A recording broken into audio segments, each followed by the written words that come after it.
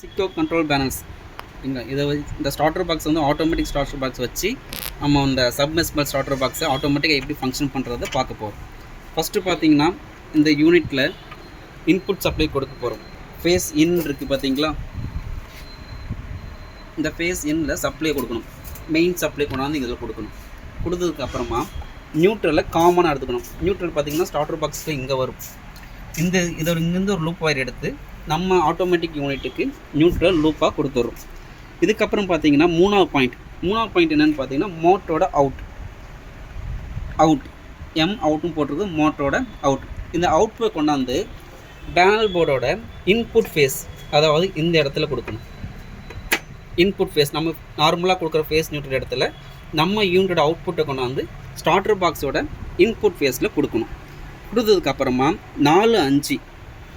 4-5ன்றது starting capacitor. இந்த 4-5 வயரில் எடுத்துகிட்டு வந்து பேரலாக எடுத்துகிட்டு வந்து ஸ்டார்டர் பாக்ஸோட ஆன் பட்டன் இருக்குல்ல, ஆன் பட்டனில் பார்த்தீங்கன்னா ஒன்று ஸ்டார்டிங் கெப்பாசிட்டர் கொடுப்பாங்க, ஒன்று வந்து காண்டக்டருக்காக கொடுப்பாங்க.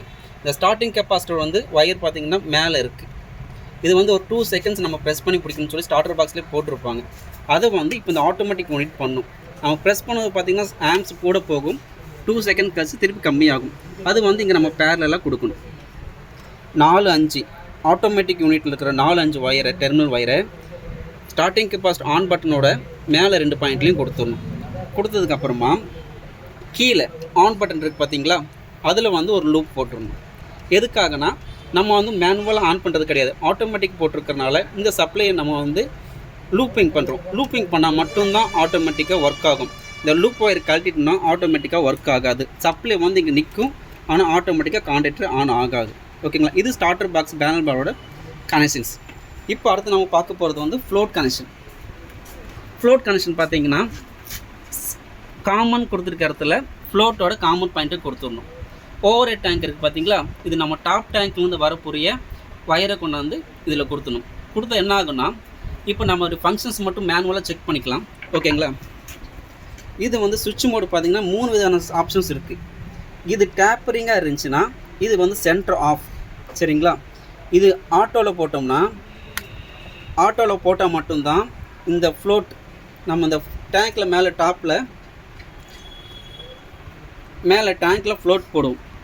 அந்த ஃப்ளோட் பொசிஷன் பார்த்திங்கன்னா தண்ணி குறையும் போது இந்த மாதிரி பொசிஷன் வந்துகிட்டே இருக்கும். தண்ணி குறைய வரும்போது என்ன ஆகுனா மோட்டர் ஆன் நமக்கு சிக்னல் வந்துடும். ஸ்டார்டர் பாக்ஸ் ஆன் ஆயிடுச்சு, ஓடிட்டுருக்கு.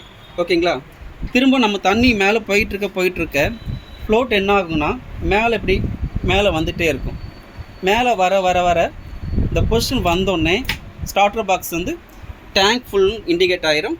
நமக்கு வந்து பார்த்திங்கன்னா ஸ்டார்டர் பாக்ஸும் ஆஃப் ஆயிரும். இது வந்து நம்ம ஃபுல்லி ஆட்டோமேட்டிக்காக கொடுத்துருக்க கனெக்ஷன்ஸு அண்ட் ஒர்க்கிங் பிரின்சிபிள் இதுதான். ஓகேங்களா.